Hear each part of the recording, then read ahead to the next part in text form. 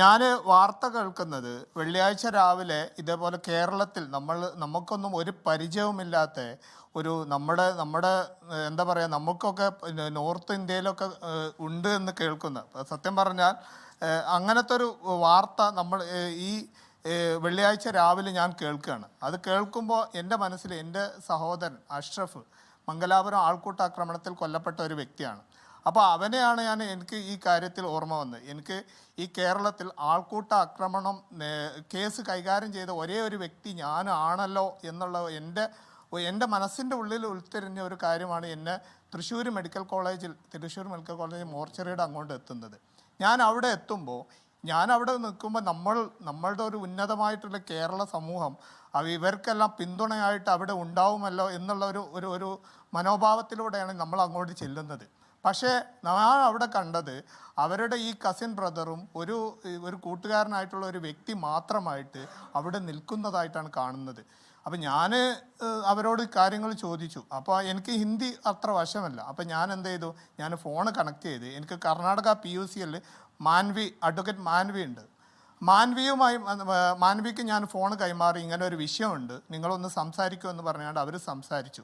എന്നിട്ട് ഞാൻ വാളയാർ പോലീസിൻ്റെ അടുത്ത്, അവിടെ വാളയാർ പോലീസിൻ്റെ ജീപ്പ് അവിടെ ഉണ്ട്, അപ്പോൾ അവരുടെ അടുത്തേക്ക് ഞാൻ പോയി. അപ്പോൾ ഞാൻ പോയിച്ചപ്പോൾ അവരെന്നോട് പറയാണ്, നീ ആരാണ്? ഞാൻ പറഞ്ഞു, ഞാനൊരു മനുഷ്യനാണ്, ഈ കേസ് ഇങ്ങനെ കൈകാര്യം ചെയ്യേണ്ടതല്ല. അപ്പോൾ അവരെന്നോട് പറയുന്നത് വെച്ചാൽ ഇത് എങ്ങനെയെങ്കിലും ഒഴിവാക്കാനുള്ള പരിപാടിയാണ്, ഞങ്ങൾ പാക്ക് ചെയ്യാനുള്ള പരിപാടിയാണെന്ന് പറഞ്ഞു. പാക്ക് ചെയ്യുക, ഒരു മനുഷ്യൻ്റെ ഒരു മൃതശരീരം പാഴ്സലാക്കാനുള്ള പരിപാടിയാണെന്നാണ് പറഞ്ഞത്.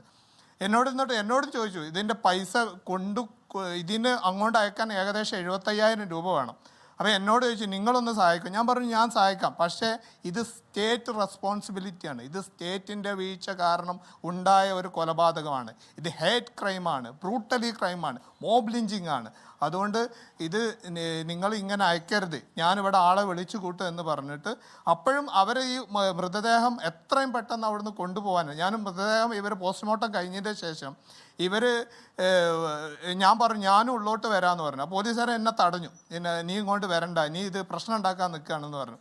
എനിക്ക് പിന്നെ ഞാൻ എന്ത് ചെയ്തു, ഞാൻ മാൻവിനെ വിളിച്ച് നിങ്ങൾക്ക് അറിയുന്ന ആളുകളോട് ഇങ്ങോട്ട് വരൂ എന്ന് പറഞ്ഞു. അവർ 2 പേരെ സമുദായ മുന്നണിയിൽപ്പെട്ട്, അതേപോലെ നിഖിൽ എന്ന് പറയുന്ന ഒരു BSPയുടെ പ്രവർത്തനമായിട്ടുള്ള അഡ്വക്കേറ്റ് ആയിട്ടുള്ള അദ്ദേഹത്തെ ഇങ്ങോട്ട് പറഞ്ഞു വിട്ടു. അതേപോലെ തന്നെ ഞാൻ അംബിക മാഡത്തിനെ വിളിച്ച്, എനിക്ക് തൃശ്ശൂർ കുറച്ച് ബുദ്ധിമുട്ടുണ്ട്, നിങ്ങളിങ്ങനെ ഒരു പ്രശ്നമുണ്ട്, ഇത്രയും വലിയ ഒരു ആൾക്കൂട്ട ആക്രമണത്തിൽ ഇരയായിട്ടുള്ളത്, ഇവരിത് ഒതുക്കി തീർക്കാനുള്ള പരിപാടി എത്ര വേഗം വരണം എന്ന് പറഞ്ഞു. അവരും കൂടി എത്തിയത് കൊണ്ട് ഞങ്ങൾ സ്ട്രോങ്ലി ഒപ്പോസ് ചെയ്ത് ഇവരെ കൊണ്ടുപോകരുത്. അവരെ ബന്ധുക്കളെ വിളിച്ച് പറഞ്ഞു, നിങ്ങൾ ഇങ്ങോട്ട് വരിക. അവൻ്റെ ഈ വ്യക്തിയുടെ നാരായണൻ എന്ന് പറയുന്ന വ്യക്തിയുടെ ഭാര്യയും മക്കളും അമ്മയും ഇവിടെ വരും എന്ന് അവരോട് പറഞ്ഞു. അവരെ ഇത് മൃതദേഹം ഏറ്റുവാങ്ങാൻ പറ്റുള്ളൂ, ഇവരതിൻ്റെ ഉത്തരവാദിത്തപ്പെട്ട ആളുകളല്ല എന്ന് പറഞ്ഞുകൊണ്ട് മാത്രമാണ്. എന്നിട്ടും പിന്നീട് തഹസിൽദാർ അടക്കം പിന്നീട് ഇങ്ങനെ വിളിച്ചുകൊണ്ടിരിക്കുകയാണ് ഇത് എങ്ങനെയെങ്കിലും പോവാൻ.